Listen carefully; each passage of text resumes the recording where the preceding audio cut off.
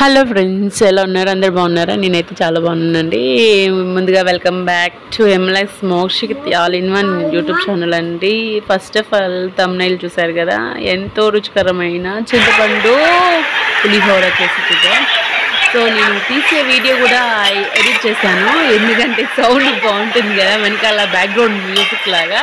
ఇదోని మనకి ఎంత కావాలో అంత చింతపండు గుజ్జులా చేసేసుకుని ఒక సైడ్ పెట్టేసుకుని అనమాట. ఈసారి కడాయి తీసుకొని కడాయిలో ఆయిల్ యాడ్ చేసుకొని ముందుగా వేయించుకోవాలన్నమాట. ఏదైతే పప్పులు ఉంటాయో, మనకి ఏ పప్పులు కంటే ఆ పప్పులు వాడుకోవచ్చు అనమాట. వేసిన పప్పు, పచ్చిమిరపప్పు, మినప్పప్పు, నెక్స్ట్ వచ్చేసి జీడిపప్పు, కొంతమంది బాదం పప్పు కూడా వేసుకుంటారు. వాళ్ళకి ఏ పప్పులు కావాలంటే ఆ పప్పులు వేసుకోవచ్చు అనమాట.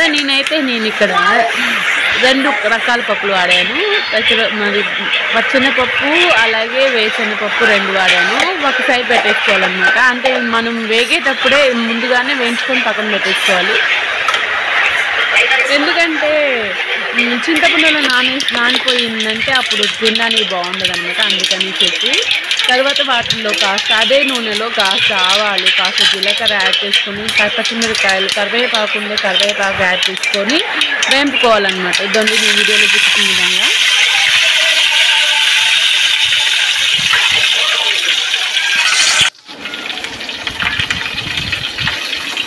ఇందులో మనము కలిపి పెట్టిన చింతపండు గుజ్జు ఉంది కదండి, చింతపండు గుజ్జుని యాడ్ చేసుకోవాలి. ఇదిగో నేనైతే చేత్తో యాడ్ చేస్తే ఆ చెత్త చెదారం వస్తుందని నేనైతే ఇదిగో సిబ్బి ఉంటుంది కదా, చిల్లీల గిన్నె అంటారు, ఆ చిల్లీని ఉపయోగించి చేస్తున్నాను అనమాట. సో ఇలాగ ఇంకాస్త కావాలి అనుకుంటే అందులో మళ్ళీ చింతపండు మొత్తం గుజ్జు వచ్చేలాగా బాగా కలుపుకొని అందులో యాడ్ చేయడమేనమాట. ఇందులో కాస్త పసుపు యాడ్ చేసుకోవాలి. ఎక్కువ యాడ్ చేసుకుంటే మళ్ళీ చేదు వస్తుంది. కావాల్సినంత మోయినం యాడ్ చేసుకోవాలి. నెక్స్ట్ చింతపండు యాడ్ చేసుకోవాలి. దీన్ని కాస్త ఉతికనిచ్చితే ఇదండి ఇప్పుడు వీడియోలో కనిపించిన విధంగా ఉడికిపోద్ది అనమాట. చిక్కగా అయ్యేంత వరకు ఉంచేసుకోవాలి.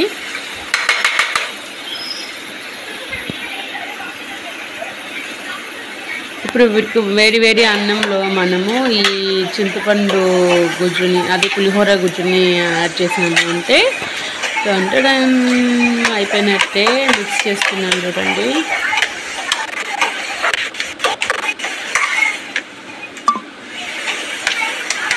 నీట్గా మిక్స్ చేసేస్తున్నాము.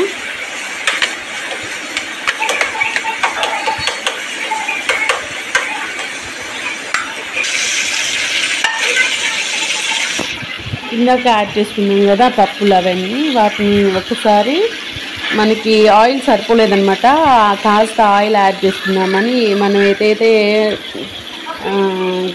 రెసిపీకి కావాల్సిన కడాయి ఏదైతే యూస్ చేస్తామో అదే కడాయితో కాస్త ఆయిల్ యాడ్ చేసి ఇందులో యాడ్ చేసేసుకుంటున్నాను. ఇటువైపు ఏమో పప్పులన్నీ యాడ్ చేసేసుకుంటాము. ఇంకా ఇంట్లో నేను మినపప్పు, పచ్చెనపప్పు అలాగే వేరుశనగపప్పు యాడ్ చేశాను. మీకు కావాలి అనుకున్నప్పుడు జీడిపప్పు కూడా యాడ్ చేసుకోవచ్చు. ఇంకా ఏ పప్పు అయినా యాడ్ చేసుకోవచ్చు, ఒక్క పప్పు తప్పితే. అదేంటో మీకు కూడా తెలుసు. సో ఈ వీడియో అయితే మా అమ్మ వాళ్ళు, మా నాన్నమ్మ వాళ్ళైతే ఇలాగే చేస్తారనమాట. చింతపండు పులిహోర. ఇది కనుక ఇప్పుడు నోట్లో వేసుకుంటే సూపర్ భలే ఉంటుంది. ఒకసారి వీడియో చూడండి, లైక్ చేయండి, కామెంట్ చేయండి. ముందుగా సబ్స్క్రైబ్ చేసుకోవడం మాత్రం మర్చిపోకండి. ఇప్పటి వరకు చూసినందుకు థ్యాంక్ యూ సో మచ్ అండి. అండ్ మా పిల్లల్ని ఆశీర్వదించండి.